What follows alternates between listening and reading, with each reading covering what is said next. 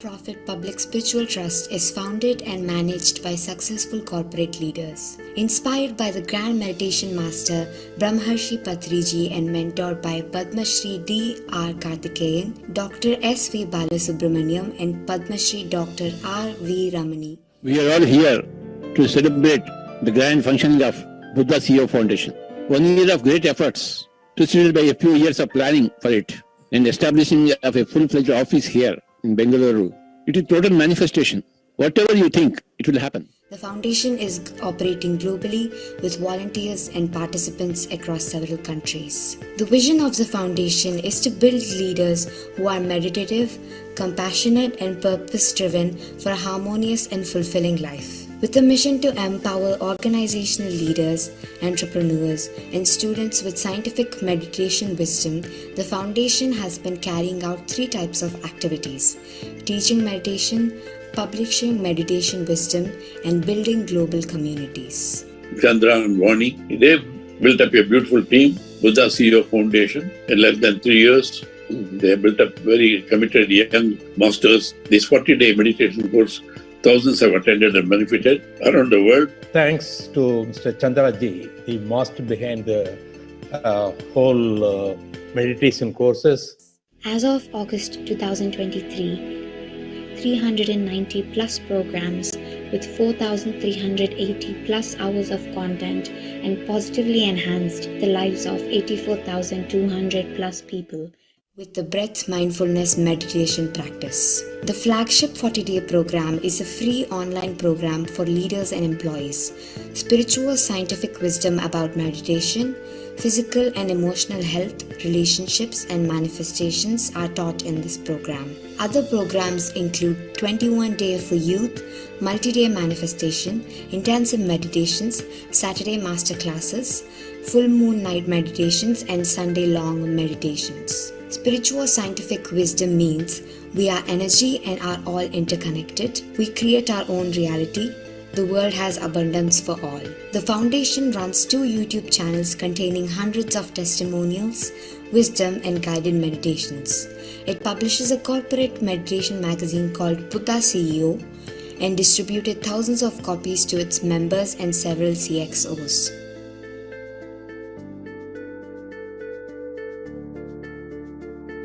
The foundation published 2 books on meditation, namely Patriji Answers and The Miracles of Meditation to inspire many more.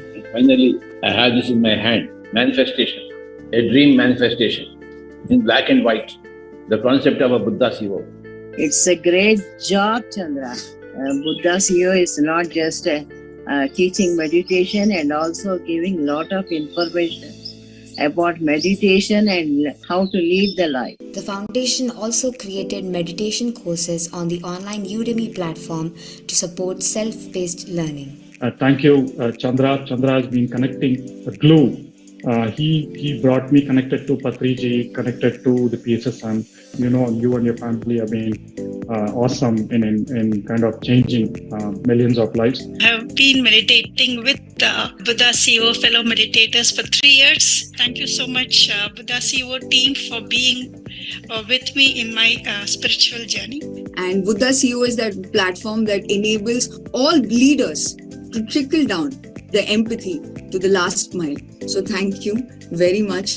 It has been a pleasure to join this Buddha CEO meditation. I have been with this program since 2020 May, and since then I think a day has not passed when I have not done the meditation in the morning. Buddha CEOs worldwide across 20 cities in the Middle East, UK, USA and India organized several in-person workshops by Masters Chandra and Vani, strengthening the foundation's global presence. I am totally grateful to Buddha CEO, to all the masters for teaching me this amazing technique and putting me into. The foundation relies on the active support of the participants, volunteers and trustees and expresses Buddha CEO Quantum Foundation. We should have a tagline, Yogaha Karmasu Kaushalam. Yoga is meditation, Karma is action, Kaushalam is efficiency. It is very grateful to Brahmarshi Patriji and Swarnamala Patriji and its mentors.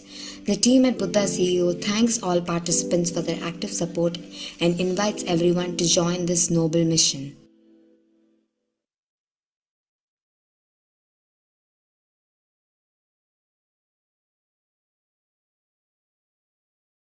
Good morning and good evening, friends and masters. Welcome to the day 6 of the 40 days program. So thank you for joining regularly and being consistent in this journey. So today we'll learn more about the vision of Buddha CEO Quantum Foundation. And also we do have a guest leaders sharing today. So please do stay so that you can listen their journey and their experience.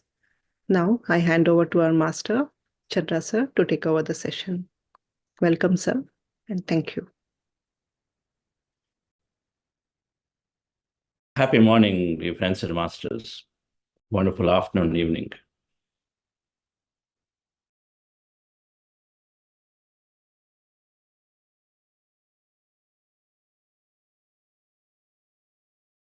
Every now and then, we do have people coming into our lives that causes a shift. Can't exactly explain why they came in and how they came in.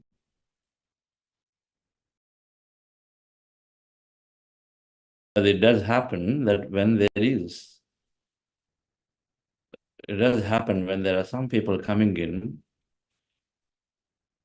then you look back and say, okay, that is a significant cause of change. And then sometimes there are people who are there with you forever. Whatever we can call them, maybe soul contracts.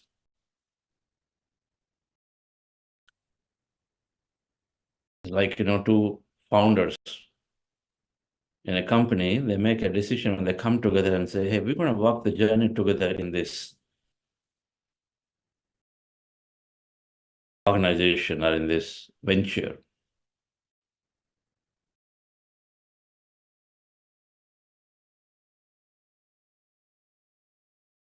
And my life too was transformed deeply and inspired deeply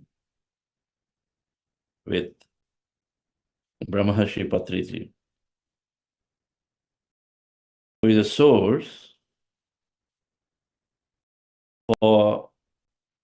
source and inspiration for what we are doing at Buddha CEO Quantum Foundation.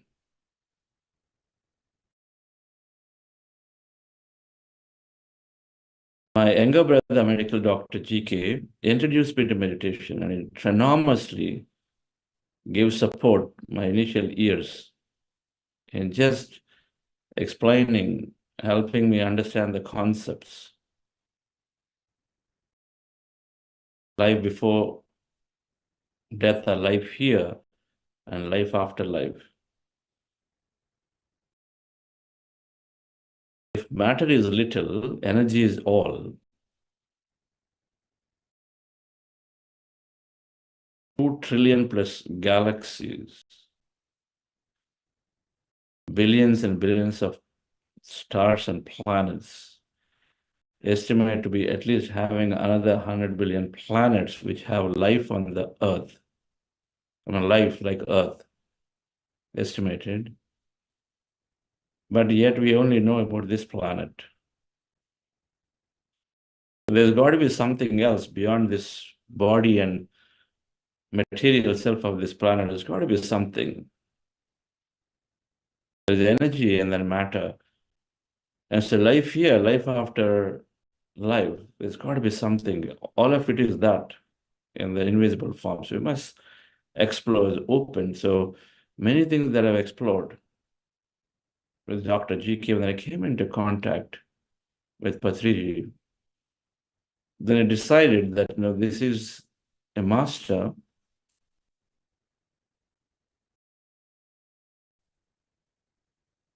whom that I can walk with.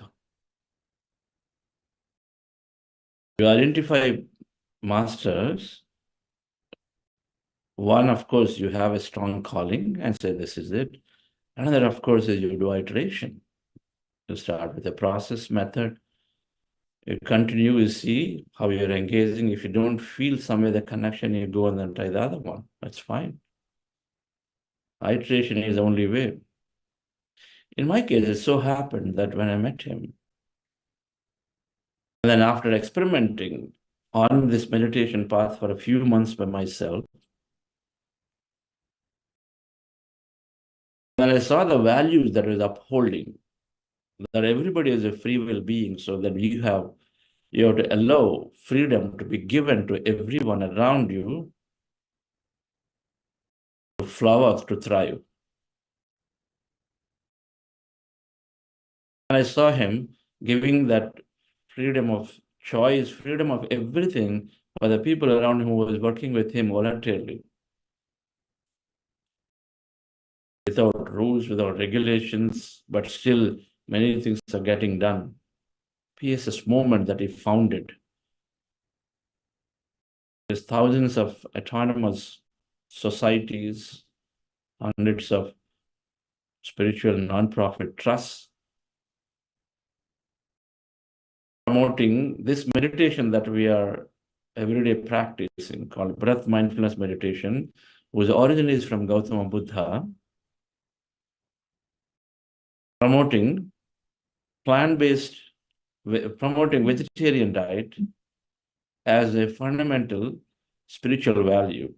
The cardinal principle of all religions is love. And you cannot have love if you are harming and hurting and allowing animals to be killed. And so promoting vegetarianism, and then spiritual science as a fundamental knowledge. Without knowledge, there is no liberation out of suffering. We can do any amount of japa, thapa, we can do any amount of, go around doing worshipping, prayers, anything can be there. But if there is no knowledge, and there's no liberation, because we do not understand what is causing the suffering. The root of suffering is ignorance. Maybe a rare case of bhakti yoga, the prayer mark, devotion mark for very, very few people who are literally able to surrender themselves, which means they are in this total meditative path. But the knowledge is essential. So spiritual science knowledge, they fundamentally always wanted to promote. Meditation to experience the larger self, plant-based diet to bring in that core value that everything is with you, around you, everything is you. And so then how can you take a part of you out and then on top of it, eat it, cause that violence and harm? And then spiritual science, which is fundamentally saying we are much more than the body, that we have infinite potential, as now the quantum physics corroborates and says this, we are this whole field, deeply connected with each other. As an infinite potential field, we have so much of potential in us, and our thought unlocks that potential. That's the essence of spiritual science that he promoted. And pyramid energy, to utilize pyramids as mystical structures, because their existence dates back to thousands of years, and they are there everywhere, and they have some special powers. There is so much research, and so use pyramid energy as secular mystical structures for deepening meditation practice, but uniting all faiths come together. We have the four core values that he promoted. So when I understood meditation, I understood the power of knowledge. So I was deeply interested. So I worked with him in doing this meditation service. And the result was, from my perspective, a Pyramid Valley International, a beautiful center. We'll play the video at some point. A beautiful international meditation center near Bangalore. And then many other projects. As I was working with him since 2003, very closely, and then the approach being very, very scientific in nature, investigate. realities. If I tell you thoughts create reality, do not believe. If you experiment, everything must be verifiable. Nothing should be just a blind belief. Everything must be verifiable. If you say 8 hours of sleep not necessary, experiment. If you say body can heal, experiment. How do you do when something happens? Have the right thought. Do more meditation and see what happens. So having understood that very, very scientific in nature, and then how do you verify? You verify for yourself, but you also see various spiritual masters, various philosophers talking about the same, reinforcing the same as their personal experience. And so then you have somebody else that you can verify against with to say that, yes, this is not random. And so then he was always encouraging to read from everybody, is always encouraging to read from everybody who uphold the core spiritual science, that your infinite potential, your thought unlocks that potential. That's the essence of spiritual science. And if you say you have love, and you have spiritual science means science of spirit, that if you say you have love because you are spirit, that means you encompass everything, then how can you harm something? It's there. But when he's proposing those, the scientific nature really attracted me and said, I'm going to work with this master. As I continued, he introduced me to the books of Dr. Joe Dispenza, The Tao of Physics by Fritjof Capra, which was a book that came about 30, 40 years ago, much before them, talking in little scientific terms about the field and energy. Book by Ramtha talks about a lot of energy fields. But then a lot more clarity when I read all these books by Dr. Joe, Greg Brand and Bruce Lipton, Fred Alan Wolf, Dr. Amit Goswami. Don't worry about all these names. In the wisdom note that we gave yesterday, many of them are covered. That's important. And so then that's when this, after understanding in a scientific terms that through quantum physics and all of this, through epigenetics, that we can explain all that is happening in meditation, I started having this deep interest to take this meditation practice into the corporates, into many people worldwide who are perhaps divided by the current practices that meditation was seeming to be upheld through religion. That they did not find the connection. There are many who did not find the connection, think there is a belief system, it's religion. And so, but then science can unite. And so that's the interest towards bringing it up in a scientific manner started somewhere around this 2014 timeframe for me personally. Although I always said that this meditation must be taken to everyone, as I've seen inspired by Patriji, who do this work into every village in South India, then and subsequently northern part of India. And so that interest grew into one or two conferences in the 2015 and 16, small-scale programs as Buddha CEO that Patriji named. Buddha CEO means be a Buddha in the inner world is the highest, the enlightened, knowing everything about everything, Buddha inside, who answers to resolve suffering. And so be a Buddha inside, symbolically the enlightened, and then CEO, be a CEO outside, symbolically being very successful, and then having mastery of your life, your family, your community, your organization, your country, whatever level that you are operating as. Be both. You don't have to become a Buddha, you don't have to leave the palace. You become a CEO, you don't have to avoid being a Buddha. Both are possible. That's Buddha CEO. Either it can now coin the word. And so live here, explore that world both. And so Buddha CEO happened. We did a few conferences, but an interest grew. Then I was when a company got acquired by IBM, we did a lot of work within IBM, bringing this mindfulness meditation in the year 2016, 17, 18, 19. Similar to what we are doing, but not as elaborate. And then at some point, with Patriji's guidance, and then I took the plunge to jump in full time and resign my job from IBM, and then we started Buddha Quantum Foundation. Now, everything happens when we have pure intents. Things happen very miraculously. Things come together.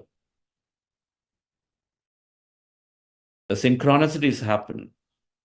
Yesterday we had a synchronous meeting here in Bombay with Kaushik Dagaji of Pyramid Valley Managing Trustee. Not in there, but many things come together. They don't even expect that it would happen, but it would just happen because something important needed to be learned, needed to be communicated. So synchronicities came together for the foundation. And I happen to have had some deep transformation during the period when I resigned my job with Dr. Jyoti Spenja and their programs in Dubai, COVID, and then didn't realize how I'm going to start the foundation. Vani and they were discussing, maybe we'll do some physical programs in Bangalore. And then Lawrence was there, remotely, of course, in New York. I thought we will do some programs in Bangalore at a physical center called Soul Trance. That's where we thought we will actually start. But then when you're open about anything and to everything, and you're open, and that's what meditation taught. Having resigned from the job, wanting to do Buddha's Quantum Foundation, however, exactly don't know how to start, other than knowing that maybe flyers to do physical programs in Bangalore was the only thing, because the only thing new then, but however, very open, led me to suddenly start online sessions as COVID came. One immediate thought came, and we just started online sessions out of nowhere. I saw there's a lot of tension, and a lot of tension was there in my community where I was living. They were in the beginning days of COVID, March 2020, March 12, 13, 14, sometime that time. There's a lot of worry and anxiety in everybody within my community. I said, why not we start a program? And we started within a few days. Then we said, okay, this is not my community. We did on behalf of Pyramid Valley International. And I'm a board member, always been there, part of this project.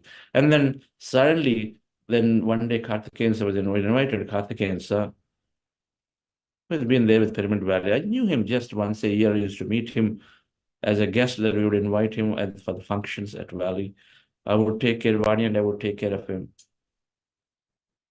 And so we just invited and said, sir, can you come and then be part of this online session? 100 people were joining, maybe 50, 60 people were joining.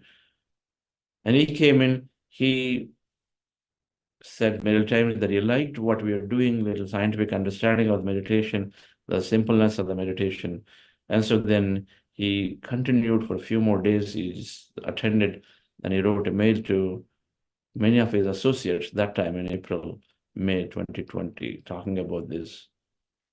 From there, the other two mentors, Dr. S.V. Balasubramaniam, who is a business leader with a lot of associations, then he wrote to many more people. We are ever grateful to him, Dr. R.V. Ramani, Padmashri Ramani ji, and Karthikeyan sir.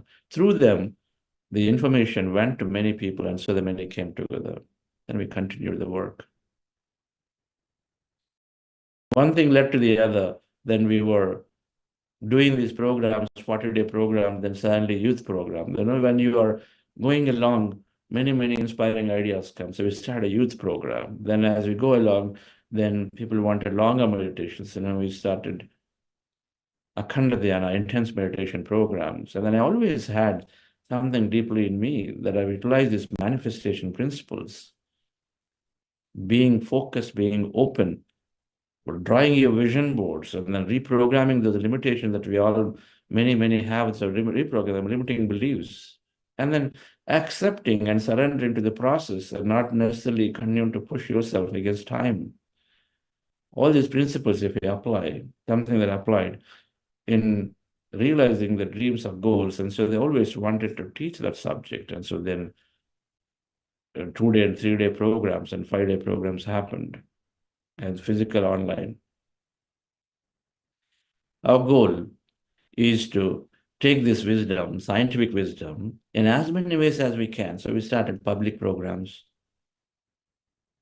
Again, with synchronicity come together, a master called Sashikala Madam from Cognizant organized a 40-day program. Then we attracted wonderful masters through that program who are the great volunteers for Buddha Seva Quantum Foundation today. Starting with Rakesh, who became trustee, Nagapradeep, Ratnaville, Arvind, and many, many people, and then Jagan. The list is many, many. In the United States, they're able to attract and so hundreds of volunteers today. Doing these programs and then doing public programs, corporate programs, I always had fascination to bring up magazine. Patriji used to run 2 magazines in English. And so we started Buddha Seva Quantum Foundation magazine, a corporate magazine, neutral language. Scientifically, something can convey the message for life here. Service is always an integral part of anyone who wanting to grow in their practice. So we wanted to create service opportunities. So there's so many volunteer service opportunities. And then, of course, this meditation can be taken by everybody and anybody because it's so simple. And so providing all the material that we have, it's free. The fundamental belief from Patriji that you cannot value is priceless wisdom. And so then give it away. What are you going to hold it for? It's not yours. We're just an instrument. Everything is coming from this field, an instrument, so why not? And so then all the material, everything that we do is there available for anyone to take it and then disseminate it in a way they like. And so all of these various activities that we are doing at Buddha Seva Quantum Foundation, with a singular goal that Patriji always said, and I used to wonder, how would you do? Meditate to Andhra, meditate to India, meditate to world. But today, 20 years ago, when I used to hear this, and it used to be funny in the beginning stages of me, that one person talking about meditation everywhere by every individual. But because of that great intent, I can say that wherever you go worldwide now, someone or the other will tell, I met Patriji, my parents met Patriji, or my friend met Patriji, and so that's how we got to know. So many people have gotten to know through various projects that he conceived. That he believed that everybody can do it, or the 8 billion people in the world. Seriously, this kind of practice, maybe 100 million are doing, that's 1%. And so everyone can take this in any form, and every one of us can dream about, and so then it must grow. Your thoughts create reality. What you think about, feel about is what you create. And so is how group of us here at Buddha Seva Quantum Foundation we dream about, and so this project is growing. We deeply thank you for joining to share this beautiful practice. And then I know many of you, and here we have beautiful coaches. We started a coach program, and then Baljit, and then many are there in the coach program to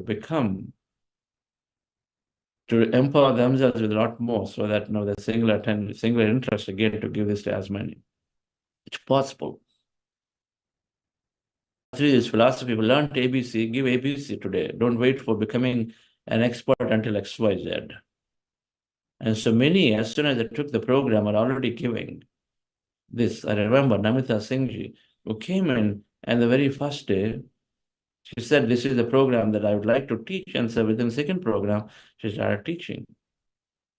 Anusha, madam, very first program, she came and said, I'm so inspired, I want to be with you folks. And then she became one of our co-volunteers and the members for the team, and ever since been there. So many ways this can be taken and given to your friends. And then we invite all of you to be part in one way or the other. We all have so many connections.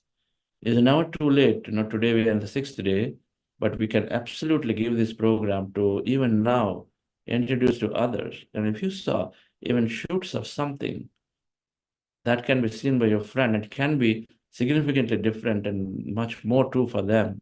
So we say that you continue to take time to send this to somebody else that you know who is not attending this program. So let's go into a meditation once again, dear friends. we are practicing breath mindfulness meditation. Our goal is to empty the mind of thought to the best possible and then be in that emptiness for as long as we can. Thousands of thoughts, we want to rest the mind. And when you rest the mind fully by emptying, then we are resting the mind and slowly getting rid of the thoughts. At the same time, we're also then connecting to this energy fields. And so the process is simple. The process is simple as you see in the picture. We sit down on the floor in the chair, feet crossed at ankle, fingers into fingers, hands in your lap, comfortably rested. Wearing spectacles, please remove them. Remove your spectacles and close your eyes. And then with your attention anywhere in the nose as a reference point, observe your natural in-breath and out-breath at that point. And observe the breath slowly, mind becomes empty. And as the mind is empty, you experience emptiness, be with it. And anytime you have thought, and thoughts do come, and when you have thoughts, you bring your attention back to the breath, start all over the process again. And again, observe the breath, again slowly go into the empty states, and then experience that empty states, observe them. Emptiness is the energies, you may have sensations, movements, be with that. Continue to observe them. But if thoughts are there, come back to your breath. And then before we do that, we do this process called heart elevation. Just follow my guidance, dear friends, for it. We do it for a few minutes. Relax yourself, sit comfortably, relax your body.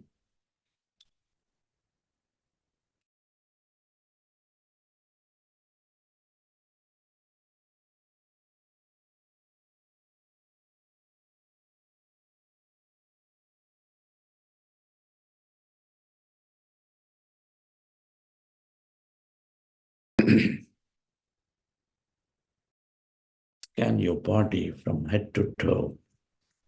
Relax.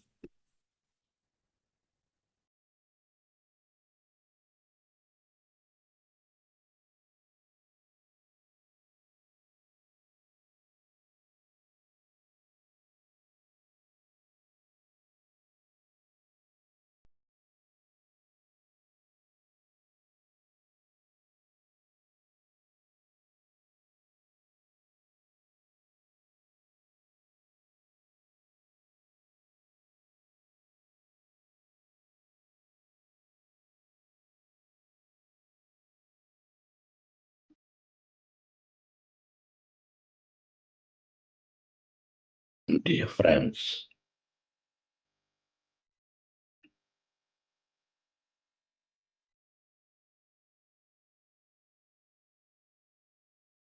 dear masters,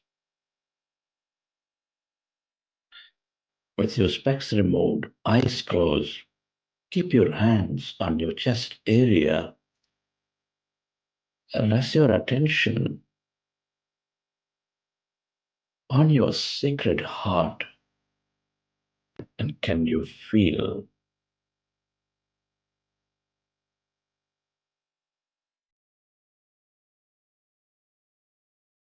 your beautiful heart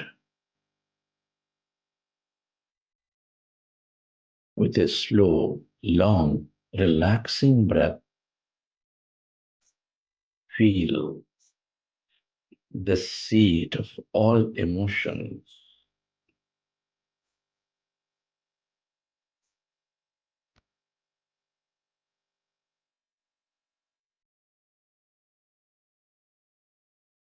Nurturing all life with its energies of love, joy, gratitude.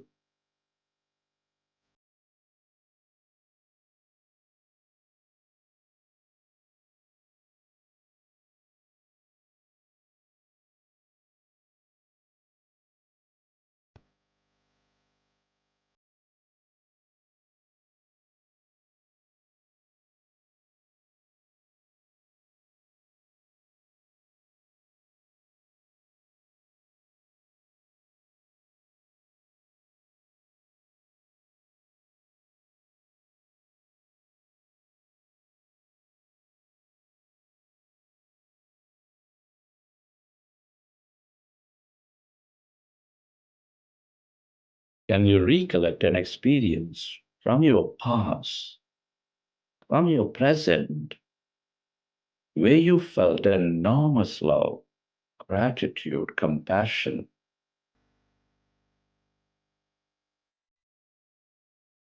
Relive that moment and feel that energy.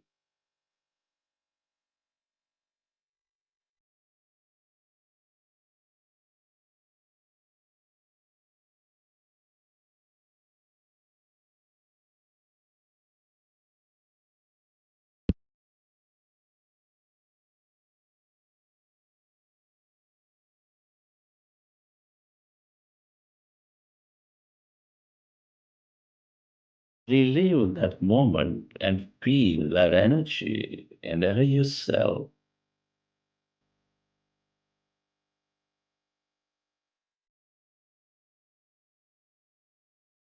To direct that energy onto everything and everybody.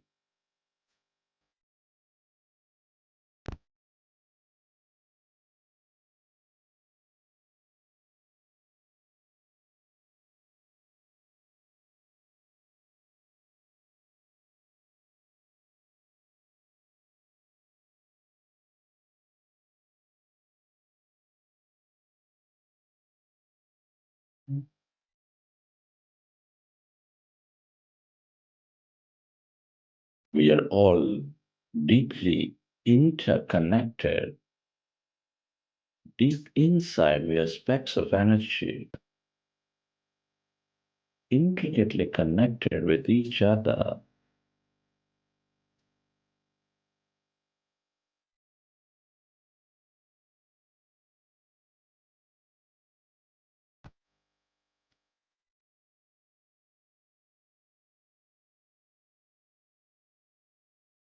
Love, gratitude, compassion are all the ways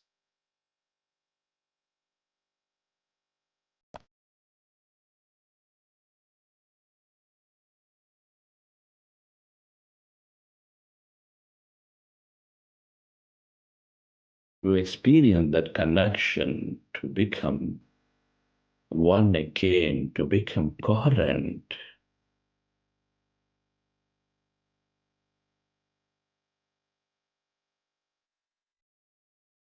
Feel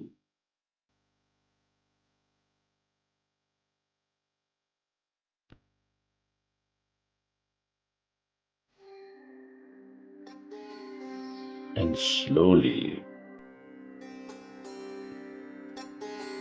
let's go into breath mindfulness meditation.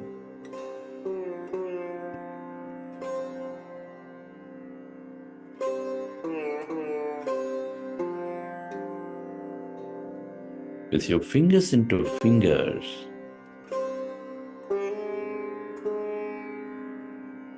hands comfortably rested in your lap. Observe your normal, natural in-breath and the out-breath, dear friends.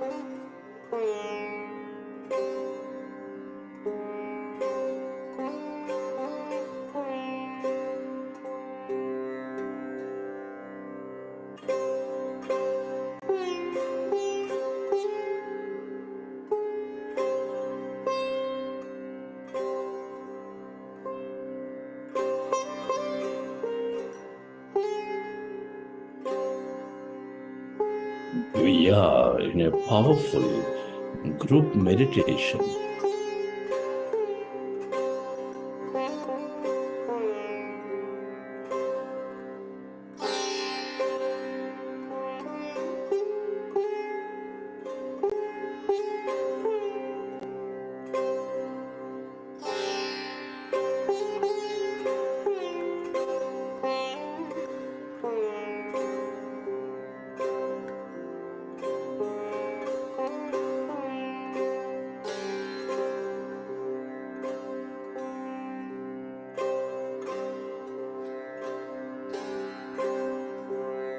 Our goal is to rest the mind.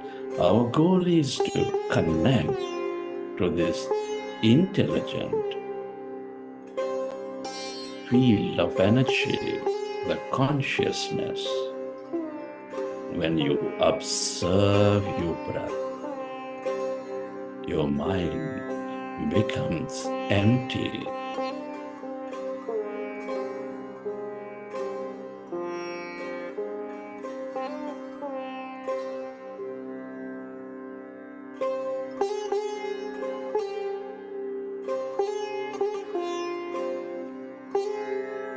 Empty mind is restful mind. Emptiness is energy, the consciousness.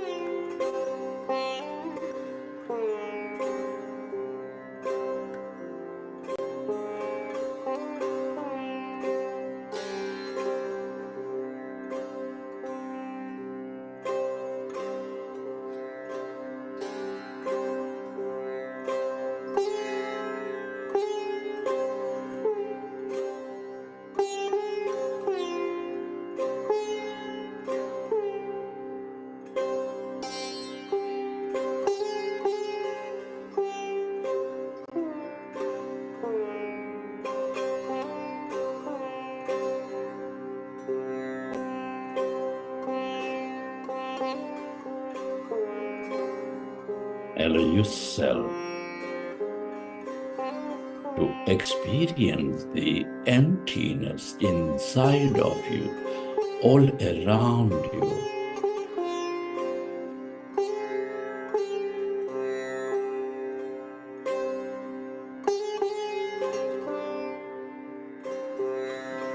As your mind is becoming empty,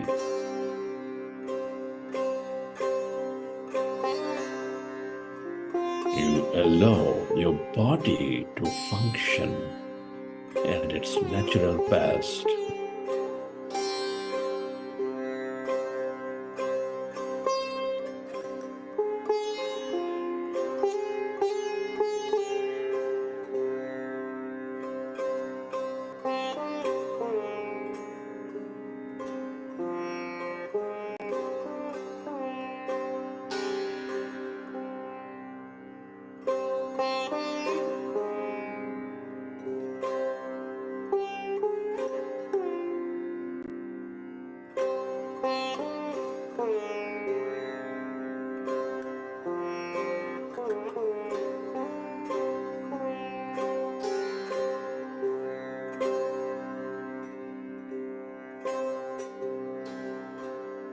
You develop greater mindfulness.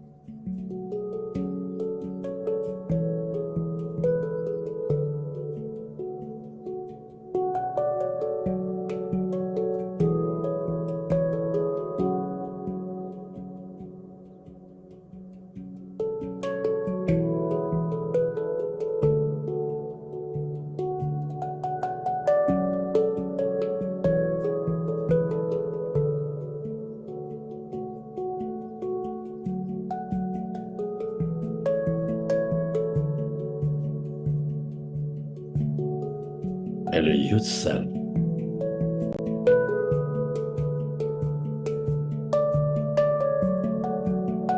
to merge into your breath.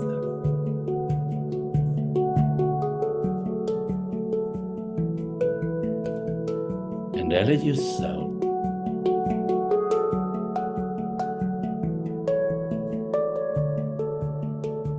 to experience that emptiness, that blackness.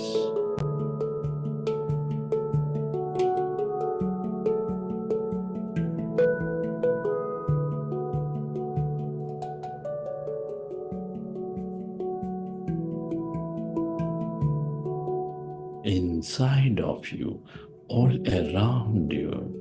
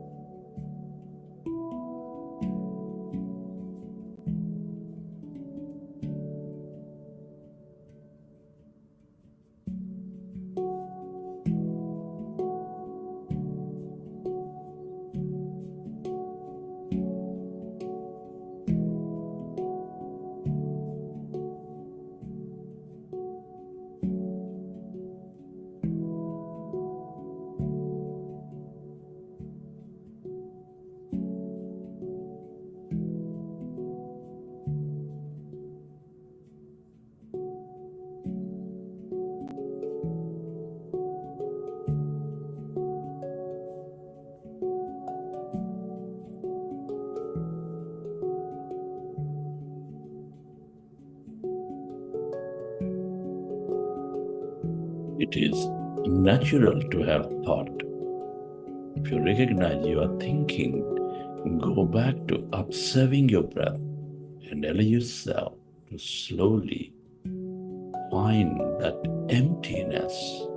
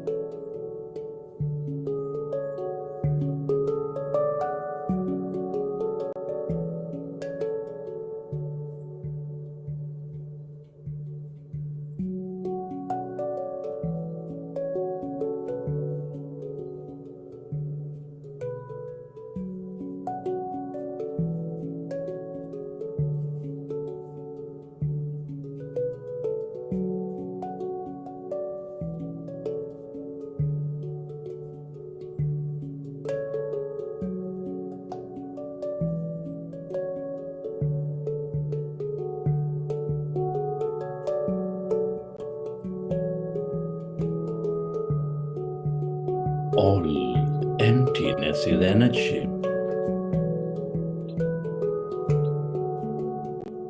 Allow yourself to merge into this emptiness of no body, of no thing.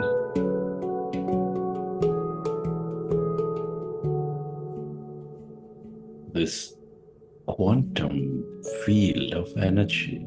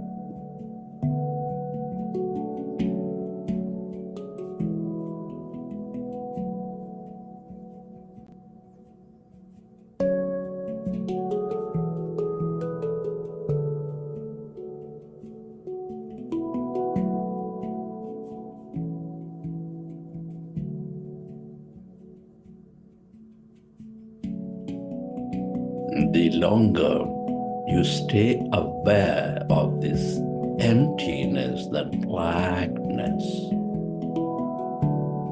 this field of possibilities,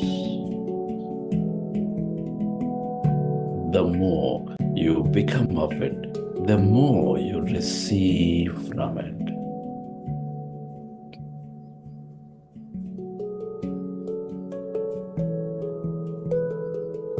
Merge into that void.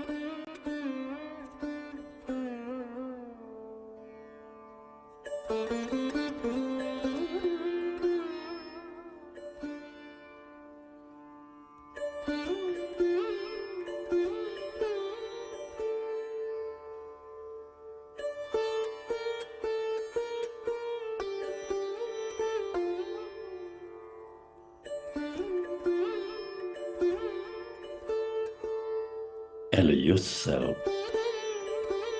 to merge into the emptiness of yourself.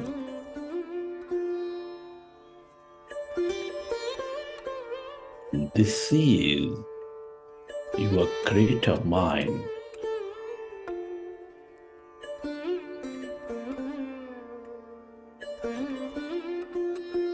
This is the field of all connection.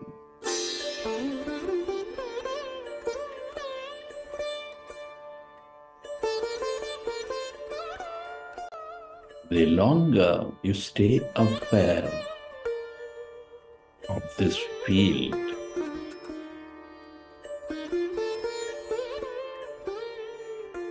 the more intuitive you become,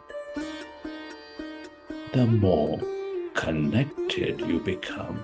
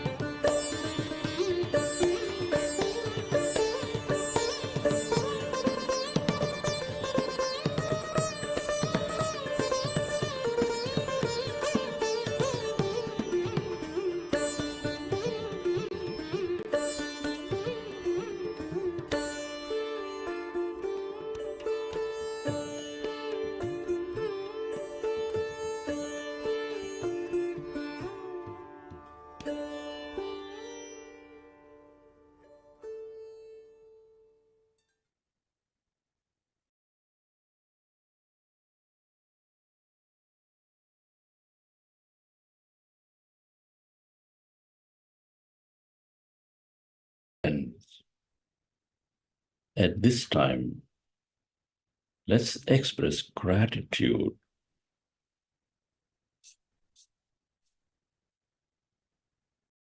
Gratitude to all things and everybody.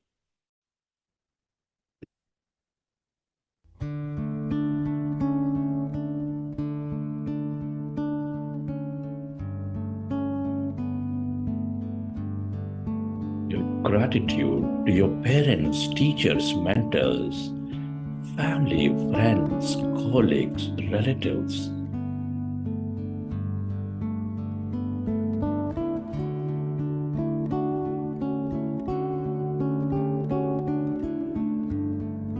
Be grateful to this grand nature, the bird, the fish, and the animals, to everything you use, the technology, the system, the companies, the governments.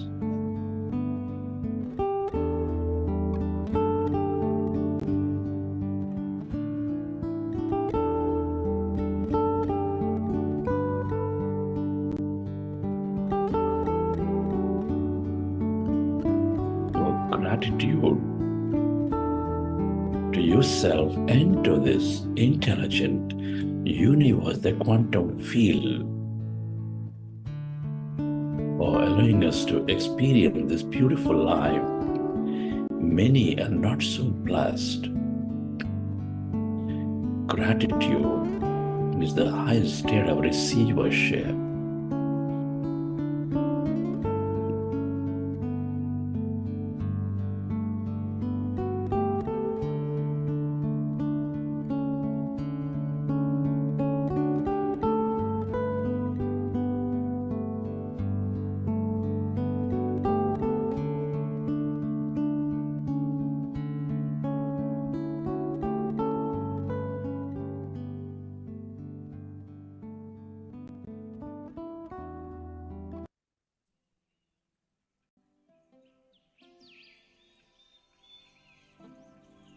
Recollect your experiences from the session,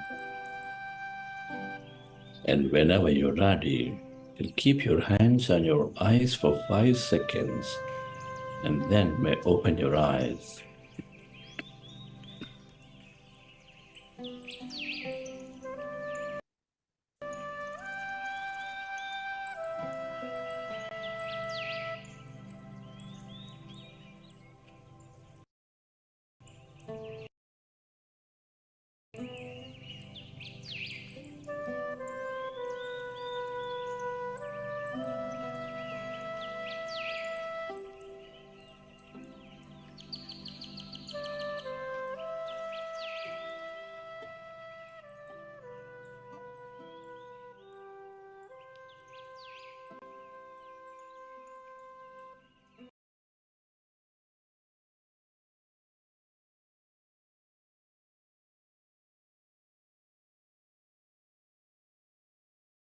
Okay, dear friends. Hope you enjoy the session.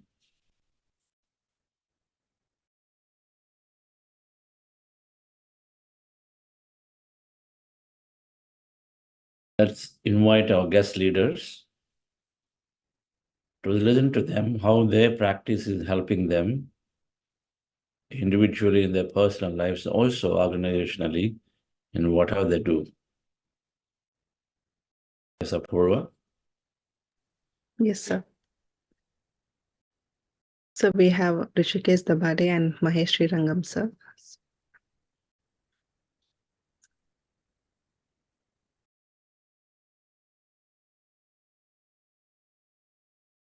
So let me invite Rishikesh Sachikant Dabade, a senior IT transformation leader in the banking and financial technology domain. He currently holds the position of Vice President, Application Management and Delivery at BNY Mellon Technology in Pune. He began his meditation journey with Buddha CEO in July 2020 and has experienced numerous benefits through breath mindfulness meditation, successfully manifesting his goals. Additionally, Rishikesh serves as the Indian Regional Lead for Asian Community Engagement, ACE, allowing him to contribute to community by organizing events and promoting the benefits of mindfulness meditation with his organization. Presently, Rishikesh actively volunteers as a core member of Buddha CEO, dedicating his efforts to organizing physical introductory sessions for public and corporates in Pune. Welcome, sir. Over to you. Thank you very much, Apurva, for the kind introduction. Good morning, friends and dear masters. Very happy afternoon and a wonderful evening for all the friends all over the world. So let me first, quickly start with, giving my heartfelt gratitude for, introducing this meditation to me personally, to my family, and the benefits that I had actually, experienced from this journey. So the way this journey started for me was sometime in July 2020, the mid of COVID time, when my sister-in-law, Sheetal, she happened to share an invite on WhatsApp for a 40-day session that was starting the very next day. So once I saw that, I think that was something that, I was, attracting. I felt like that. So my heartfelt, thank you to Sheetal for sending me that out, without which, probably I was, practicing meditation long time before that with Vipassana, but probably I wasn't really, consistent. But with the Buddha CEO Quantum Foundation, with the kind of meditation technique, what we call in as Anapanasati meditation, the most easiest, simplest form of meditation, that it helps you calm your mind, get rid of all the thoughts that are unwanted thoughts, all the negative thoughts, the anything that we typically keep thinking about what has happened in the past, or worrying about the future. So it did help me in lot way. So the first 40-day session, when it happened, so I started that journey, and then halfway through, I actually started seeing a lot of personal changes in me. I had experienced that in the past as well during Vipassana, but I wasn't really able to continue with that. So I had my own doubts. So now I'm at home. I was on leave for a period of like 10 days as my wife Rushali. So she was tested positive for COVID. So we all were at home, taking care of all the other duties at home. And then it felt so great that going through this 40-day meditation, the simplest technique that we all are kind of going through that, experiencing that. I had my own doubts. So how would this really benefit me, or what will I be able to see the same benefit when I go back to my office work, my responsibilities at work? These are the times when I think that was a time when there was a very thin gap between work and home, because everybody were working from home. So I would typically start my day at 6 o'clock, looking at the emails, and then I would probably end my day with looking at the emails or my calendar for the next day. So it was pretty stressful. One of the things that kind of happened to realize me is that since I've got nothing else to do, probably I'm just doing an office work. So I think I got something besides my work to do by way of Buddha CEO Quantum Foundation, where I'm associated with. So quick example, the benefit that I saw when I joined office was I had to get into a meeting. So I am a project program manager. There was this kind of assignment that came in just a day before I joined back the office, and then we had a really hard deadline to meet. Within next week, we had to actually go live with that implementation. So I work for a IT company where we have to make those software changes into the production That was really a challenging time in terms of a lot of people who I had to get them to do their part for making that release, that implementation successful. I had to really depend on a lot of people across world. And that there are few people who we know they would be raising these as challenges. There will be people who would not be happy with the way the work has come, and having that such a shorter time to make those changes into production. Typically that person after who would join in, so he will probably spend a lot of time, he will come really hard on the people on the call. But what happened is uh, he actually finished his conversation in first 5 minutes, and he handed it over to me. But he did set his expectations that, hey Rishi, so this is not what we expected. But then given me as my role of project program manager, so the way I kind of happened to start naturally, or rather I didn't plan anything how I should really go forward with that.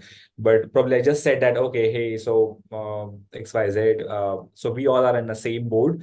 So I'm just back from vacation today, and then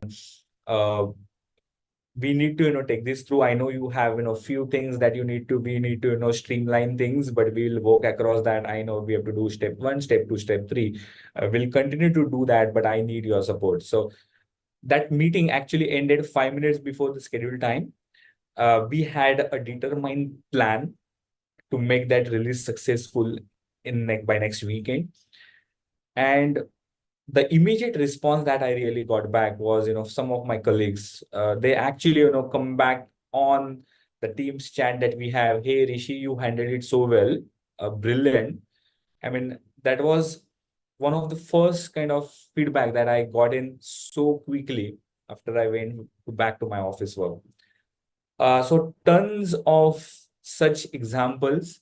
Day in, day out, I see a lot of those synchronicities, people start supporting. And then I've seen a lot of those examples where when we are not in tune with ourselves, typically we attract their what I would say, wrath, or typically that is where when we will get a pushback, right? But that is something in our mind. So our thoughts and feelings is what creates reality. So I've been able to really do that in my office work on multiple occasions, where I'm getting into a senior management meeting for steering committee meetings, and then I have to present something, some of the timelines, I have to ask more time for that. Typically when I would enter in the past in those meetings, I will have a lot of those apprehensions. How am I going to how going to present this? How are those people going to receive that? So one of those examples when I actually got into that steerco meeting, I had to ask for a time of another month's delay. And then it was like, okay, I presented it and I just asked for the vote. So do you agree with this? And then within 16 minutes of getting into a call, there were a couple of questions, and everybody kind of said that, okay, that makes a logical sense, and we just came out of that meeting so happily, and then we delivered that project as well successfully. So a lot of those examples or the personal benefits that I've seen on a health front as well. I had a severe back pain and neck pain as well. So since last 2 years, I've not really had a need to take in fact, I had a need, probably I felt that, okay, I should, take a, quick painkiller or some muscle relieving tablets there. I had that, thoughts coming in mind, but then last 2 years, I've not really taken a single tablet for anything. So that's one of the things, major changes I would see, that has happened even with my children, my spouse. It is what we typically see that, we are not, really taking any medicine. So all homely measures that we take, typically that does help. So these are some of the things that happened on a professional front. On a personal front, in fact, me and my wife actually manifested getting an admission for my son who were in a school who we were actually trying to get for last 3 years. And the synchronicity is what probably we try to call in. So a guy who we don't knew much, we happened to connect with him, and he said that, oh, okay, so let me see what I can do. And then he happened to speak with a couple of people, and then in a week's time, actually we got a call from school. We just went in there, paid the fees, and it was in a normal fees that we paid in, and then we actually got an admission. So again, this was one of the example that I felt like it's magic.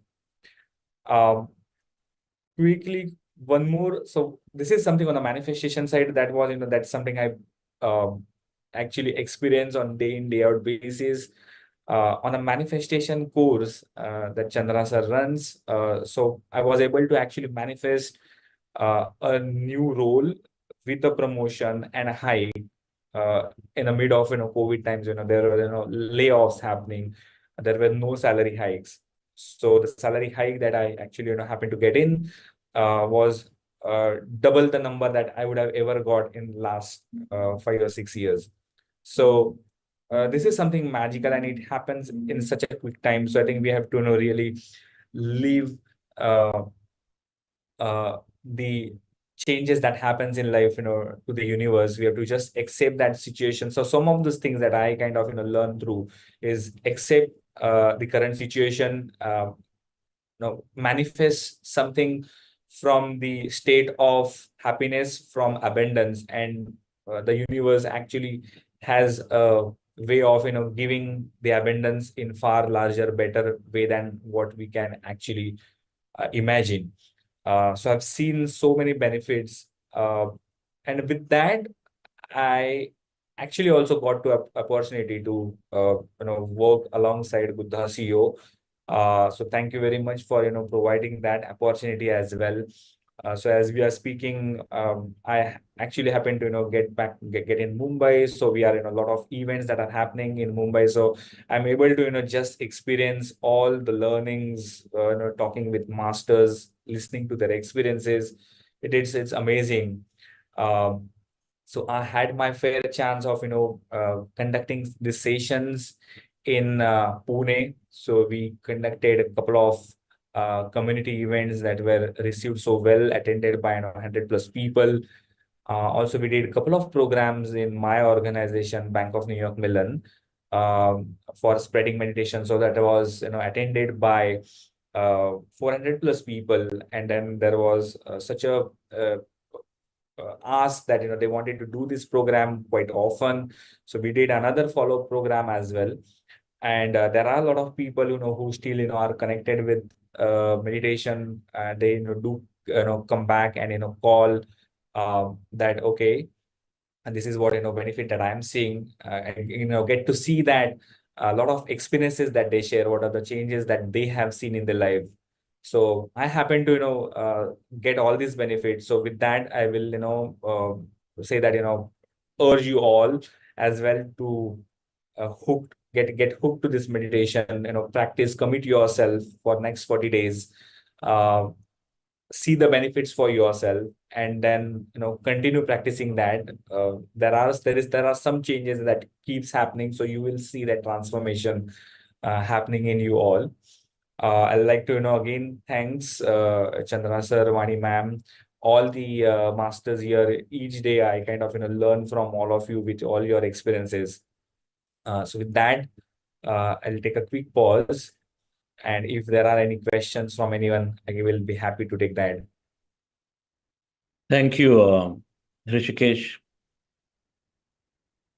Doing an amazing amount of service for Rishikesh and his family. Introducing to the whole family is so important. Doesn't matter whether you're an executive, whether you're an employee, or whatever that we are. It sets a great group environment to be able to do together meditation. That's what I'd seen. And so much work that he and his wife and our Buddhasya members in Pune is Sheetalji, who is introduced, I think, a source for many. Chandragupta Shahji, Nilay, Ranjan, many more people now in Pune. Thanks for taking these efforts.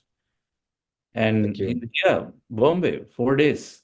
It's traveling, journeying together. It's so much fun to be there. I always felt that every time Patriji came in or someone, when we have someone coming together, as I've seen in United States too or everywhere, why not? If it's going to help enhance our time together, why not we take that? We use our vacation only for vacation, traveling. Why not use it for meeting with like-minded people together. If an inspiring nephew, cousin, somebody comes from abroad or anywhere, we take time to be with them. And so is the case when masters are coming. So Glow Gather Rishikesh is here, a group of us traveling around in Bombay, doing the sessions. And it's absolutely fantastic to get to know Rishikesh and all the work that he and his team are doing in Pune. Thank you, Rishikesh. Thank you very much. All right. So let's Apurva. So we do have one more master from St. Louis. So please do stay on. So I think we're going to exceed by about 10 minutes, so 7:40 will end. And yes, please introduce Maheshi. Yes, sir. Maheshi Rangam, a resident of St. Louis for over 25 years, is a distinguished senior IT professional currently employed at Cigna Express Scripts. Throughout his time in St. Louis, Mahesh has emerged as a dynamic and engaged member of various communities, demonstrating a commitment to service and spiritual growth. A devout follower of Sat Sai Baba, Mahesh has dedicated his time and his effort to Sai Center in St. Louis, contributing in various capacities to foster a sense of community and spiritual well-being. His passion for character education led him to teach at the Sai Spiritual Education for over a decade, leaving a lasting impact on development of young minds. Mahesh has extended his volunteerism to organizations such as NRIVA, Buddha CEO, Master of Hierarchy Wisdom, showcasing a broad spectrum of interest and a desire to make positive impact on diverse aspects of society. Mahesh, entrepreneurial spirit shone through when he established an abacus-based math tutoring center, successfully running the small business for many years until its closure in 2023. This venture reflected his dedication to education and innovative teaching methods. He played a key role in Regional Conference of Meditation Leaders conducted by Buddha CEO in St. Louis, USA as a program coordinator. Welcome, Maheshi. Thank you. Thank you. Happy morning and evening to masters across the world in St. Louis.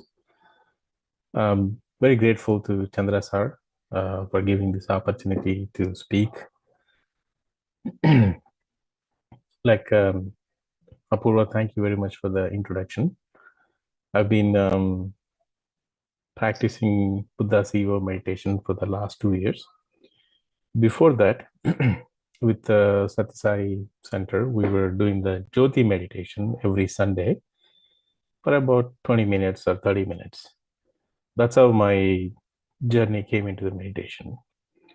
After a few days later, or few years, I had been introduced to Masters of Hierarchy Wisdom, which is Master CVV meditation, through one of the local gurus, Sairam. He's conducting every Friday.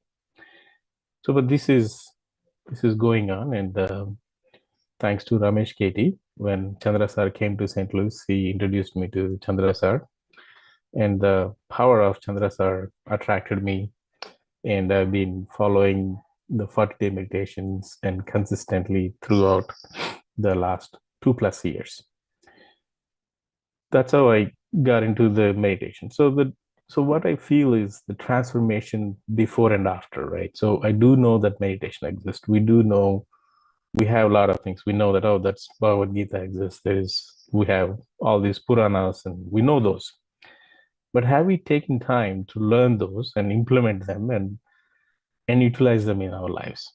The things are available across, but we choose to ignore because of our bhavasagaras. That's what we were trained to, or conditioned, what Chandra sir says, that we have to do. Study, be good conduct, get good marks, get a good job, get married, go to abroad, live a life. That has been the cycle for the most part. But is this really the life that you want? And is this going on? So the wisdom that you learn from it, from attending 40-day sessions, is invaluable. And it motivates us. Giving this strength to live our life is incredible. What I learned through this is like, just giving an example, like if somebody gets laid off from the job, the immediate question is, why me? Why did I get laid off? I've been doing everything good. Is that so? Why did you get laid off? I mean, what are the consequences? All this stuff. You're cursing that manager didn't do a good job. He just threw me under the bus. Kind of comes up all kinds of negativity. What I see is with the meditation, this is a great opportunity for me now to move on to the next life, next chapter in my life. It's not the end of the world. That sort of courage is lacking. That's been the case for most of them. Why me? Why can't I? And not knowing how to live your life has been the fundamental challenge for a lot of them. And when it comes to meditation, what people think about is, oh my God, just sit down close your eyes and sit down. That's all they know. But have you taken time to understand about it? Have you understood about it? That's not being done by individually. Okay, which is fine. Have you taken time to learn about those? Those all things were taught scientifically, giving these reasons and allowing us to go beyond what we have been conditioned and explore the possibilities of life, experience the life to the fullest. That has been the case. And coming to my point, I have several transformations, right? After attending several sessions and teaching the younger minds, I've been a constant learner, understand and learn the spiritual concepts, and also understand I kind of learned a lot of slokas before. I never took any effort to learn the Bhagavad Gita slokas. I took the time to learn some of them, and Veda, because we think that is, yeah, it's there, but we don't take time. So I took that. But somewhere it is saying that I have to do more. This is not the life. And that's when I got into a lot of these service activities and a lot of community help. If you're just serving yourself, which is great, that is expected, but you want to go beyond. You have to make some marks. So you have to be able to be a role model for the people to see what you are, truly you are, how you can help, how you can make change, how you can do things.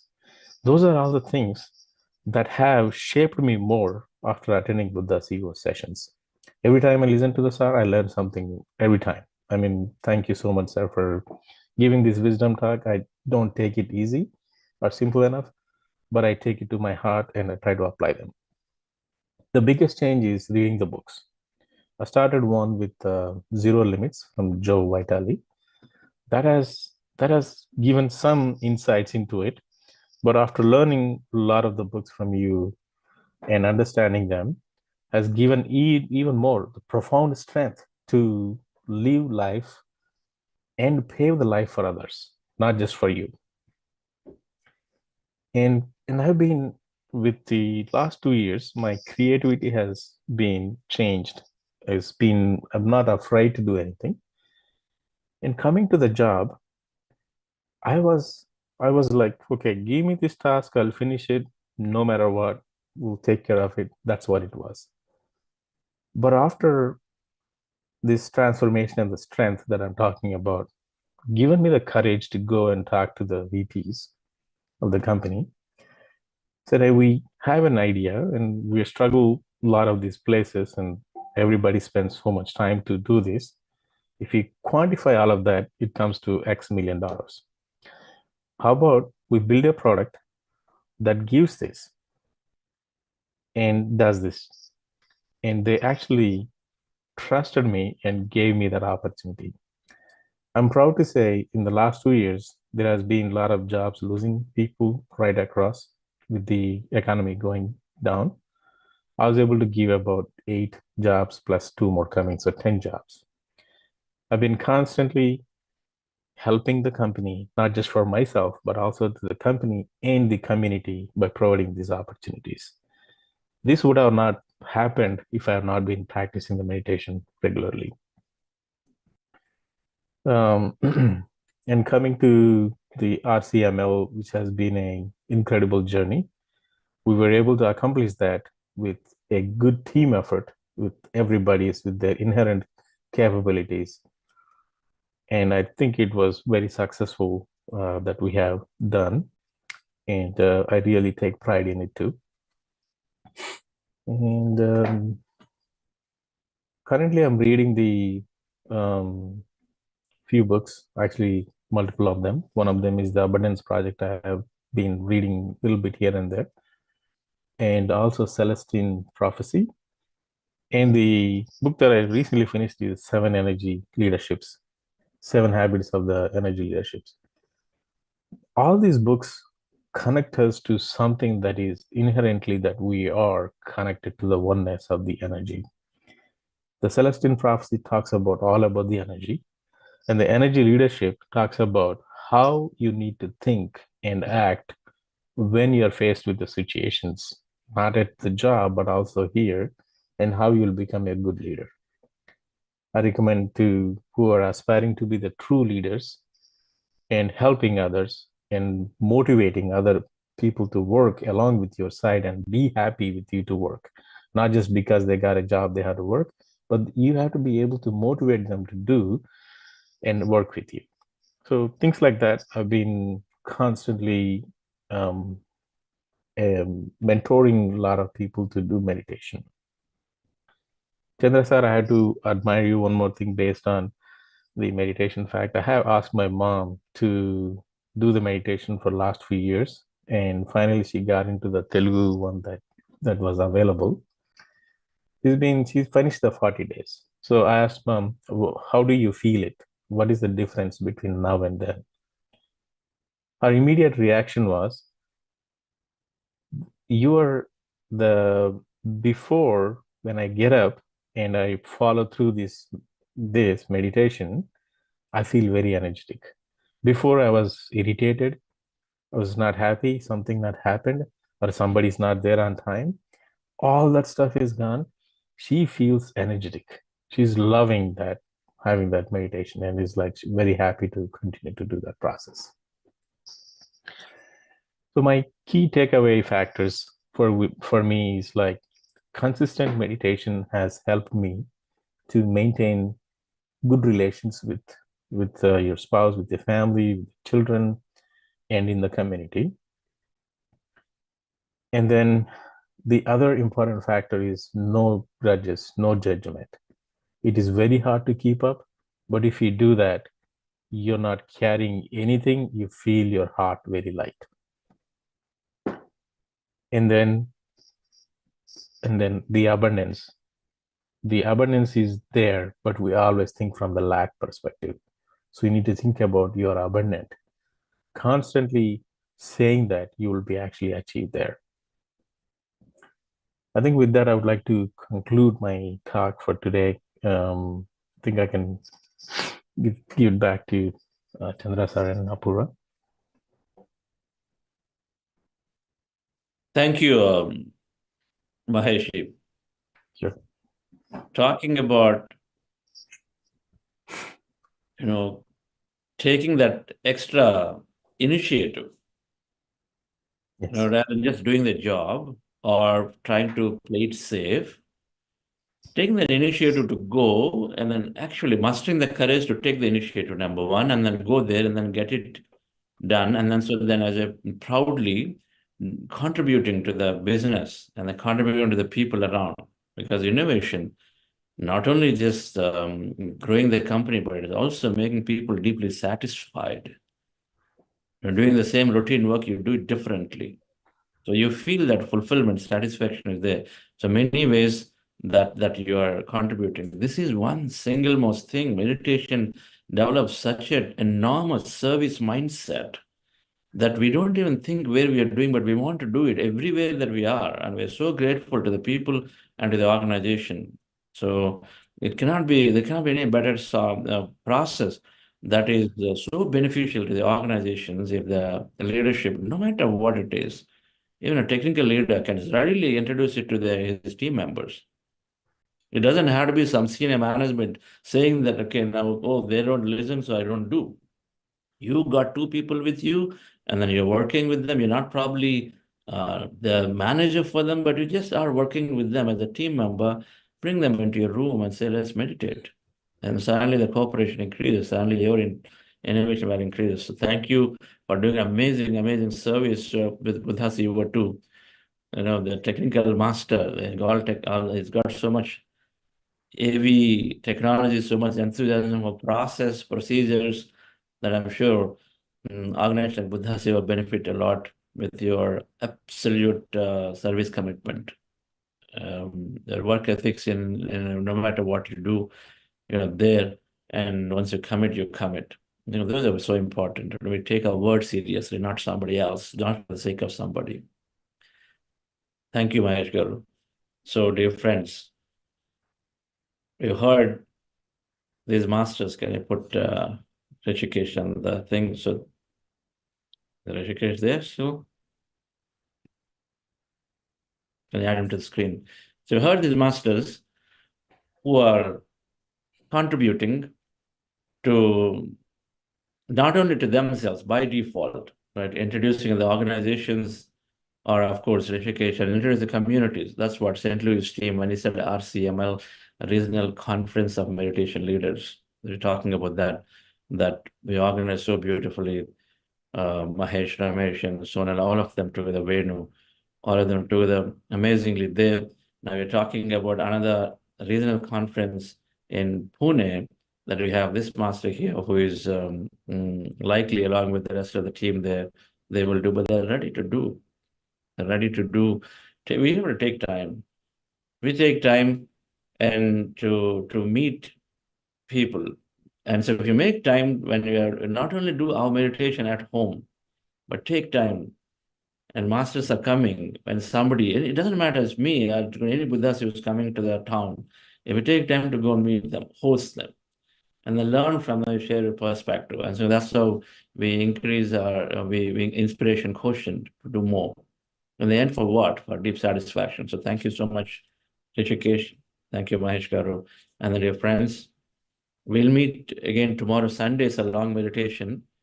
And so they'll be here for a few more minutes in case you have questions to them about how they are, what their practice are like, anything.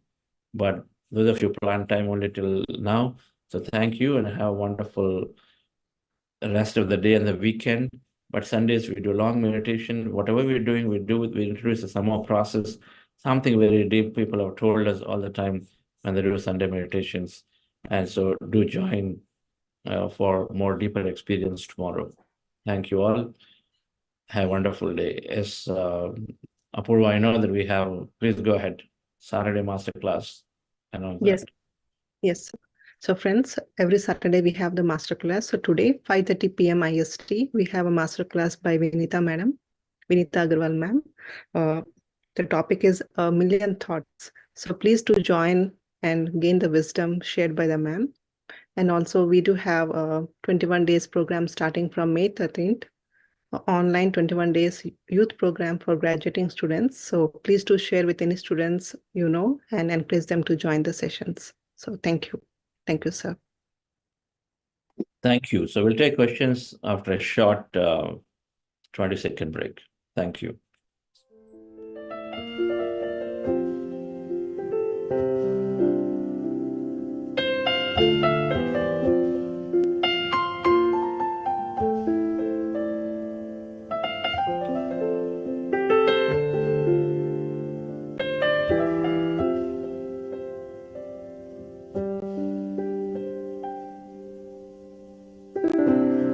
What do I want my day to be?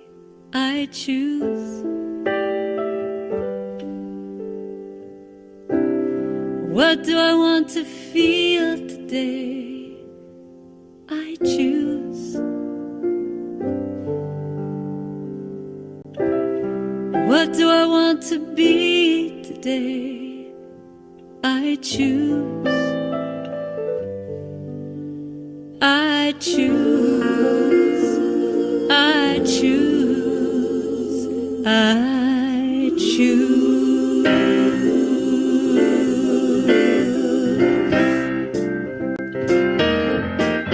I choose.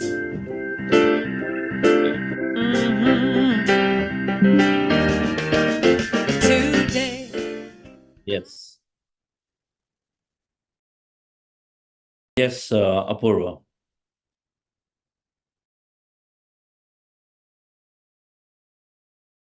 Sir? Questions to Yes, sir. Yeah. Rishikesh or Mahesh here and anything. Yes. Yes, Sudhir, sir, you can unmute yourself.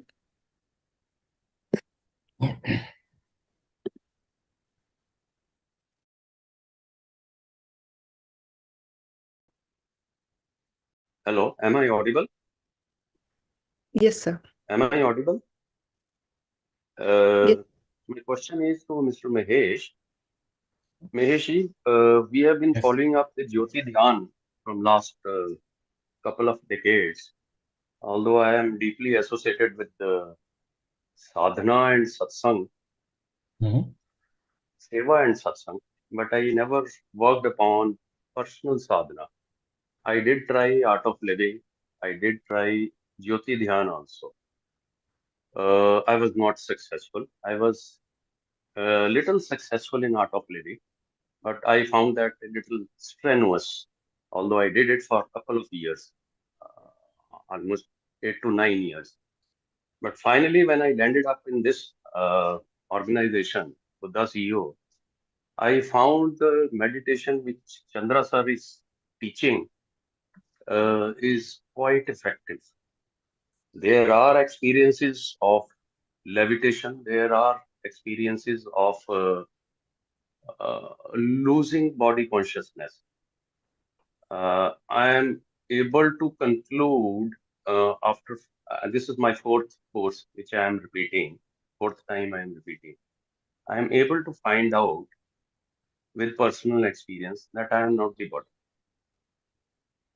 While the Baba is saying that name and form are prerequisites, they are important for doing any type of meditation. I hope you are getting me. Doing the mantra and following some sort of form in front of you is important.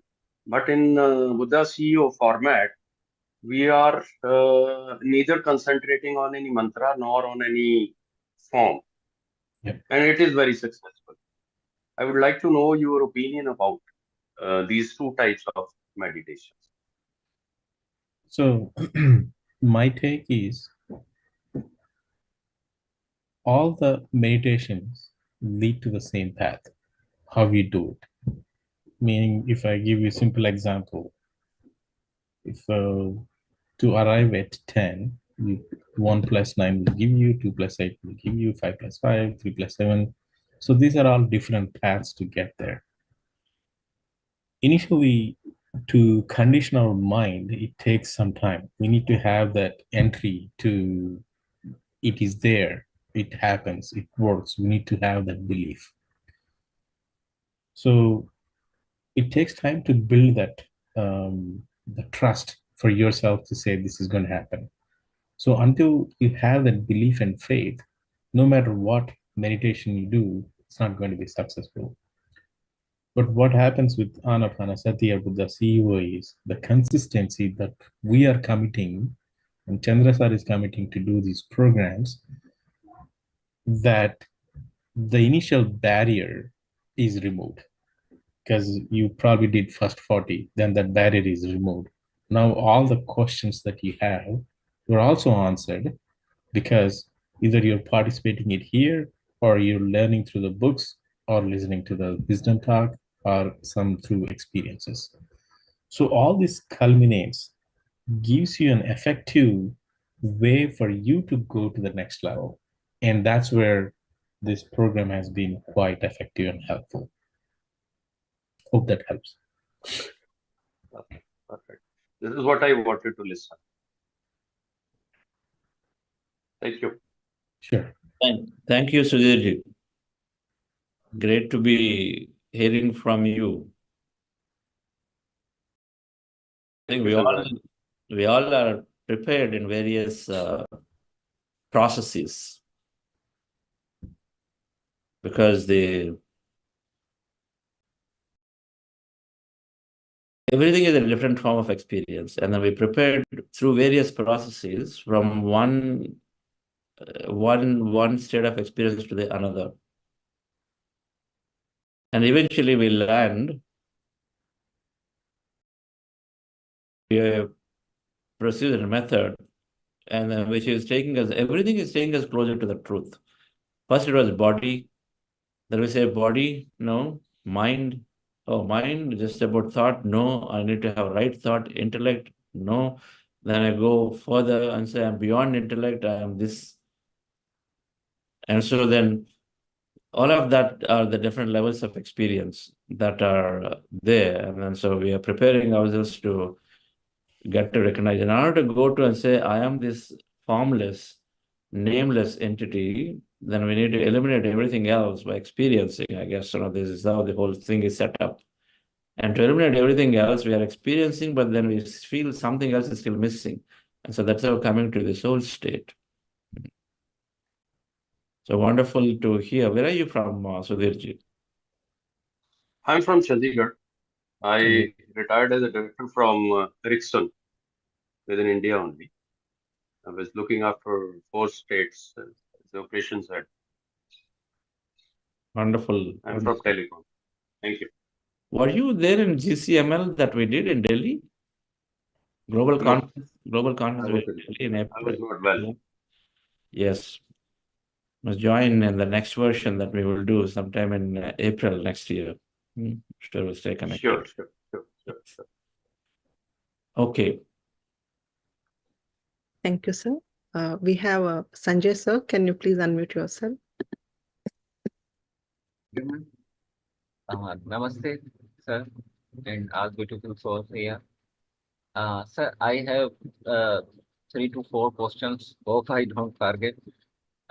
Sir, during meditation, while we are meditating, then you said that we should have the reference point of our nose. Like that's also mentioned in Srimad Bhagavad Gita that we should focus on our nostril part. So when we breathe, but during meditation, we have some experiences like sensation, some kind of energy, tingling, something sensations in our body, like a charged particles. So when we are meditating, sometimes we feel that our energy is moving downward or here, or sometimes something is above head, or sometimes here. So our attention goes directly to that part where we are facing some pain or some kind of sensation or energy. Then we move our attention to that part or our thought goes there. So my question is that when we are doing this, so we have to get back again to our breath, or we should also focus, because this is directly goes to that part where we are feeling the energy. And my second question is that sometimes we also feel the tears coming down from our eyes. So what's this experience? Is it any kind of emotional blockage? And sir, my question is that what should be the direction of energy? Is in many books we see that the Kundalini is situated in our lower part. So when we are meditating, the energy is flowing from upward to downward, or the direction should be from the bottom to the upward, or both directions are okay. So this is my question. And another thing I would like to ask that when we are meditating, sometimes we feel the meditative state more like we completed our session, but in a day we feel that some charged particles are around our body, and we feel that we should do the meditation. Means something is attracting us that we should go and do the meditation while we are doing another work. So I hope you would answer these questions. Thank you, sir. Okay, so I think I've gotten 3 questions. We'll come to the last one again. But you're asking very, very important questions, probably on the top of mind of many, many meditators. First thing, when meditation experience are happening, where the breath is not there, but you are there with the experience, be with that experience. Observe that, but not judgmentally. Not trying to compare, oh, yesterday it was light, today is being very heavy. That's comparison. So we don't judge what that experience is, but just observe what's going on. Initially, we're witnessing the breath. right? See, the concentration means different. Concentration is then you're trying to know more about it. I want you to just settle there. Yeah, there is a cup. Yes, there is something out there. I see there are some people walking.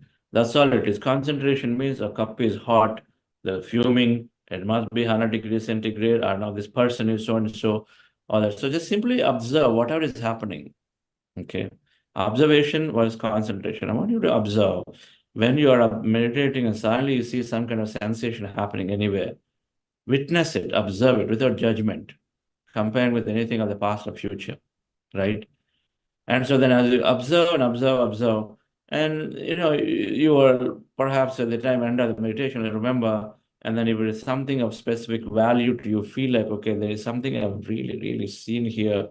And then you can go and then of course document it if you don't know what that is. That's the first part. You don't come back to the breath. You come back to the breath only when you know there is a thought. Now, your sensation won't be thought, but however, observing and analyzing about the sensation is your thought. If you're analyzing about sensation, that's your thought, right? And so when you know it is a thought, then you come back. Sometimes you don't know. Sometimes you don't know, is it my thought or is it not? You're working on a problem, a business problem or a family challenge. And then so now here, in your meditation, you perhaps are seeing the same people. Some people who are related to this. It could be a projection of the thought. It could be projection of the thought. It may not be projection of the thought, but it is actually giving you some clue. Two people that are there in your problem, they are there too in the meditation, but with them you have a third person, for suppose. It's somebody you don't know, that you're not met, is not in your thought. Possible that it is that third person bringing a solution for you, that you must go and meet them, right? So in a situation like this, when there is someone that you don't know, potential that is a message, an indication that you go and then meet them. But sometimes it is same set of people are there in your experience that you're seeing. It could be a projection of thought. So when you are in doubt, take your call, right? If you think it is really thought, come back, right? But this will slowly assess over a period of time to get better and better about determining to ourselves what is thought, what is actual experience of meditation, what is a vision versus thought projection, okay? Or a period of time we'll get to know better. It's up to you. You want to continue it as experience, or you determine and say it is thought projection, come back, all right? The way to quantify that is anything that is least expected, that you don't expect it showing up, all right? If you're looking at Archangel Michael, you probably never would have thought that you'll imagine and project Archangel Michael. Suddenly Mahavir Jayanti coming up here, and you probably have not read what's with Mahavir Jayanti, other than hearing that he is there. And so then you would want to take it as a vision and then observe that vision, then to think it is a thought, hallucination, projection, and come back. You don't do that. Instead, you observe that vision. That may translate to something else, until the time you think it is thought, all right? So this is what you do in meditation and meditation experiences. I'm saying that you basically observe them, all right? Until the time there is some thought is there disturbing you, and then come back to the breath. What is the second question? The energy flow order. You see, the energy is rotating in the body through all these centers. The 6 primary centers are starting from third eye center all the way to the root center. There are the 6 primary centers, and of course, Sahasrara is a state. But then there are also several junctions of these various nadis, we call them. They're all are going through the body. There are many, many junction points. Everything coming together, junction point is like an energy, a little bit of memory and chakra. Then a chakra, sub-chakras called energy center, sub-energy center, sub-energy center. So many like that. Energy is flowing through all of them it's flowing through all of them. And so there's no specific direction, this way, that way. It just needs to free circulation in the body across all of them, just like in your plumbing system in a home. Can you tell in a specific direction it goes? You do know that there is a sump and there is an overhead tank, and then the water is rotating around all of them from there and here. But it goes in all directions, but ultimately it just needs to rotate across in all of them. In one place somewhere, if there is air is filled and so then it sort of tends to affect everywhere else, right? All taps seem to be affected if somewhere the air block is there in somewhere, someplace, right? Because the pressure is now affecting some part or all of it is possible, right? In the same way, that energy blocks, that energy must rotate freely across the board, but we do know that we are connected to the field, quantum field of energy, so then the circulation must happen back into the field and around. But within the body, it's circulating in all directions. Okay, that's what we understand as spiritual science concept of energy. Now, Kundalini raising up from below to unlocking the energy of all of it is a yogic practice where it has a process to unlock one after the other, must be done under very, very and a lot of guidance, because there you're trying to unlock a lot of energy without having understanding of what that is. That understanding must be given. In Anapanasati, the meditation is very natural. Ours is a knowledge path. And every energy block is a block of lack of understanding, and so then lack of then right behavior, and so then we have the block of energy. And with our knowledge path, we slowly unblock everything. We don't have the need to raise up Kundalini of any nature. They'll automatically happen. They slowly, it happens most naturally. People become free to express, become free to be able to contribute, give love and compassion. They are so empowered, like Maheshi, to go and then take up initiatives by yourself. You don't wait for someone to come and say, okay, come do it. All those things happen automatically. That means you're removing the block. So energy free flow is happening all the time across all of them, like a plumbing system at home. All right. I don't know what your third question, fourth questions are, but I think good enough for today. Yeah. Sir, third question was that sometimes tears coming down from our eyes, and the last was that when we do the meditation, so sometimes we feel the meditative state like we are doing another work, but we feel that we should go for meditation. Means it attracts us that we should. It happens a lot of time with me. Okay. So the tears coming, any emotions, things are tears coming, just observe them. Don't try to stop them. It could be locally trying to heal some part of it there. Something, it's like sweat coming out to purify the body. It's like that. It could be something. It could be an emotion that is not felt, but it is happening. All right. And a release of a lot of things that are there in the past. Sometimes people who cannot express emotion, you've seen them. There are just people in the coma, or many of them you've seen it. People who are deeply there on the bed, seriously ill, they cannot visibly say, but then the water is coming out. So it's possible that it is tearful, and when the tears are there out of suffering or releasing of a past emotion that you're experiencing, or joyfully, it doesn't matter. But just let it happen. Don't stop. Let it happen. Anything that happens in meditation, you must let it happen, observe it. Okay. Last thing, when you're working and then you feel like you want to meditate, take a break and meditate. But your manager doesn't tell her, okay, so then work. What do you want me to do with it? It's okay. Okay. It's okay. All those things slowly over a period of time go away, meaning you will be focused towards what you intend to do over a period of time. But initial phases, meditation is so addictive because you suddenly seem to have this joy coming from inside. And we're trying to get balance to more of meditation and less of work versus this way, that we're trying to struggle with. The change is always messy in the middle. And so that messiness will come. We try to say, hey, you do the meditation, you do the meeting, I delegate it off and I'll go and I do meditation. And then people around you can start worrying, what's happening? Why is Sanjay, suddenly seems to be giving up things and seems to be more meditation. The family is worried. But that phase can happen for a few days to a few weeks, but not for long. You will come out of it. But you must be in company of other meditators so that they just constantly are guiding you appropriately. So take time to make some friends with our facilitators. They'll help you to walk the path. Thank you, sir. Thank you. So we have one more. So yes. Shall we? Yes. Take that yes. last. Yes, Nidhi ma'am. Thank you, sir. Wonderful experience. I'll keep it short. I know time is over. So, sir, just one question. I have lot of pains in certain body areas like knee and shoulder and neck. So, is this specific to any particular blockage like emotional blockage or maybe behavioral or maybe work profession related or certain things that where I should focus and try to see what's not happening right and where I should be improving things?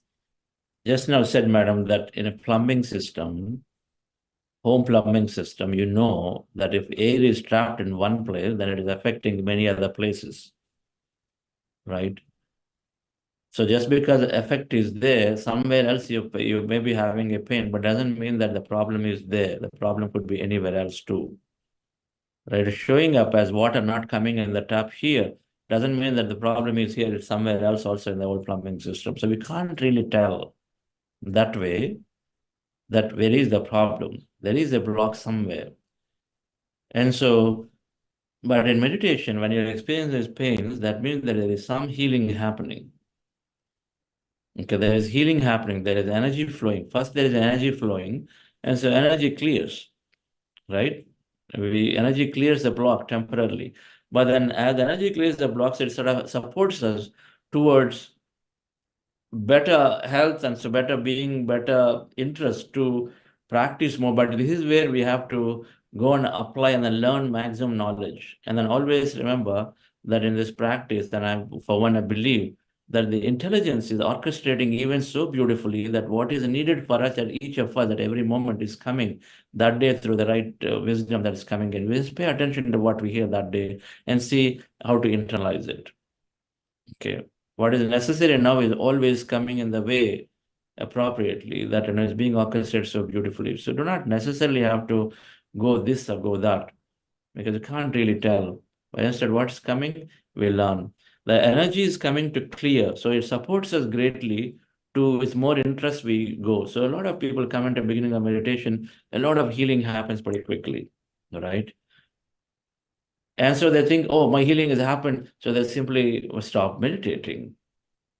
But then they've not really changed in the thought process, the behavioral process, their understanding of it. The psyche has not changed, but they must continue to work on gaining that wisdom and then start applying it. And the meditation will support us to apply in our life.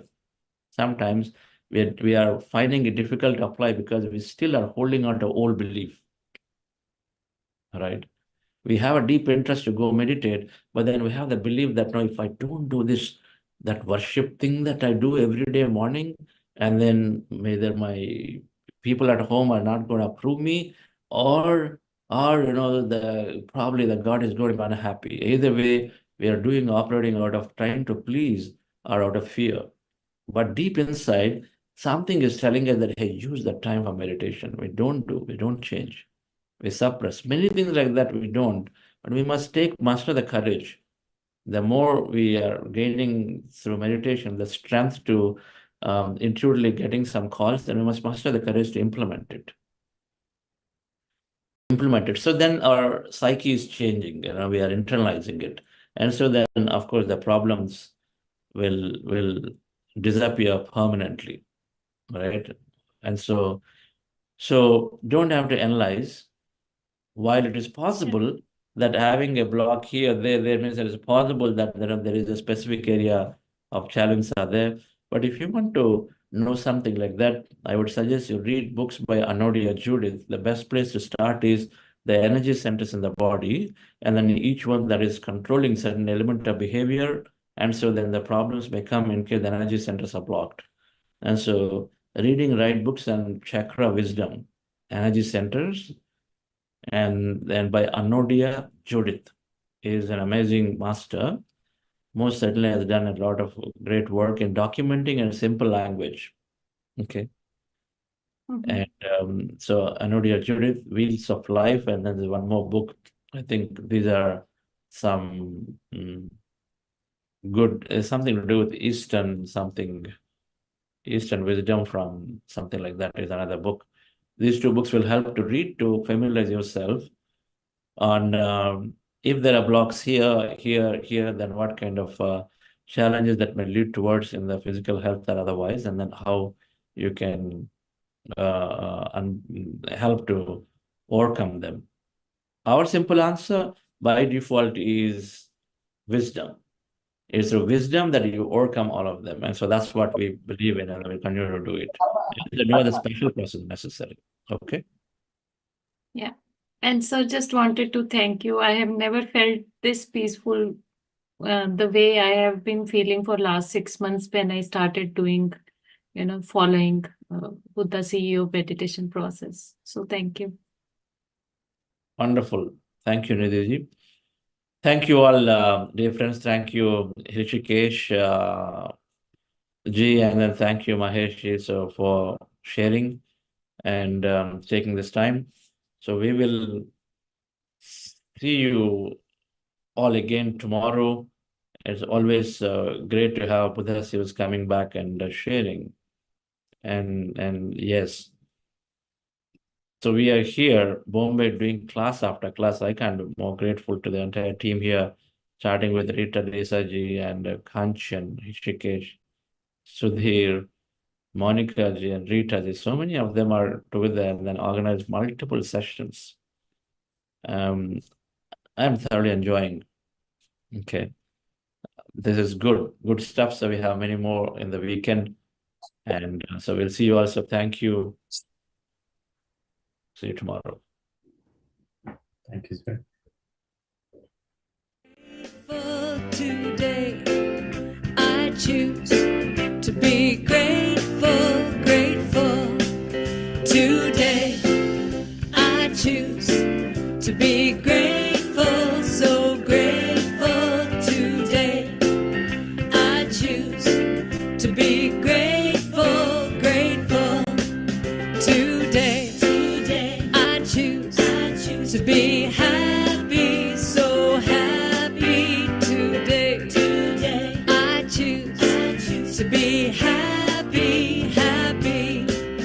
Today, I choose to be peaceful, so peaceful. Today.